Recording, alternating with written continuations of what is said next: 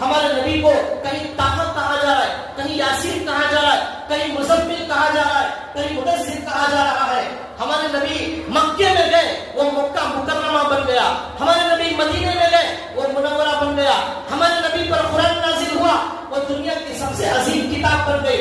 ہمارے نبی صلی اللہ علیہ وسلم جس زمین پر قدم رکھتے ہیں، وہ زمین ساری دنیا کی زمینوں میں مقدس بن گئی۔ ہمارے نبی جس جگہ نماز پڑھتے ہیں، وہ مسجد ساری مسجدوں سے افضل بن گئی۔ یہ امت جو ہمارے نبی کو دی گئی، یہ امت ہمارے نبی سے جڑنے کی وجہ سے ساری امتوں سے افضل بن گئی۔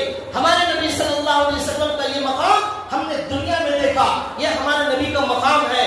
ہمارے نبی صلی اللہ علیہ وسلم کے صحابہ وہ سارے انسانوں سے افضل بن گئے۔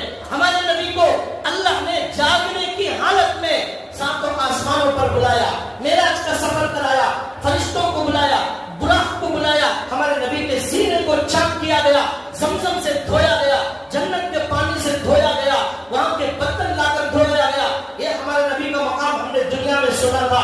اور ہمارے نبی کو پہلے آسمان پر، دوسرے آسمان پر، تیسرے آسمان پر، پھر سدرۃ المنتہا، اس کے اوپر ہمارے نبی گئے، وہاں گئے جہاں جبریل بھی نہیں جا سکتے تھے۔ جبریل نے کہا یا رسول اللہ اب آگے میں نہیں جا سکتا، میرا مقام، میرا پاور ختم ہو گیا، اب آپ جائیں گے، آپ ہیں اور اللہ ہے۔ وہاں اللہ کو ہمارے نبی نے دیکھا، اللہ سے بات چیت کی، نمازوں کا تحفہ لے کر آئے۔ سبحان الذی اسریٰ بعبدہ لیلا من المسجد الحرام الی المسجد الاقصی۔ پاک ہے وہ اللہ جس نے ہمارے نبی کو ایک ہی رات کے کچھ منٹوں میں اتنا لمبا چوڑا سفر کرایا۔ مسجد اقصی گئے، وہاں سے اللہ کے پاس گئے، پھر واپس آئے، نبیوں کی امامت کرائی۔ اللہ نے ہمارے نبی کا مقام کتنا بلند کیا، سارے نبیوں کو اللہ نے مسجد میں جمع کر دیا، مسجد اقصی میں ہمارے نبی امامت کرائے، امام الانبیاء بن گئے۔ اب آخرت میں ہم یہ ہمارے نبی کا مقام دیکھنے والے ہیں۔ کیا دیکھنے والے ہیں؟ حمد کا جھنڈا ہمارے نبی کے ہاتھ میں ہے۔ سفارش کرنے کی جرات کسی نبی میں نہیں، ہمارے نبی سب سے پہلے سفارش کریں گے۔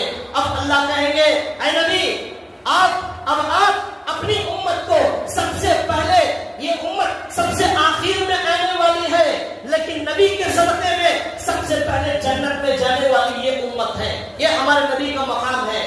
اب اللہ کہیں گے اے نبی جنت کے دائیں طرف رائٹ سائڈ میں جو دروازہ ہے، وہاں سے آج آپ کی امت کے ان لوگوں کو جنت میں داخل کراؤ جن پر آج کوئی حساب و کتاب نہیں ہے۔ بغیر حساب کتاب کے جنت میں جانے والے اس امت کے اندر جو لوگ موجود ہیں، ان کو اے نبی آپ دائیں جانب سے ایک خاص دروازہ ہے اس امت کے داخل ہونے کا، ایک خاص دروازہ جہاں اس دروازے سے کوئی اور امت داخل نہیں ہو سکتی، یہ امت داخل ہوگی اس دروازے سے۔ اس امت کو جنت میں داخل کرو۔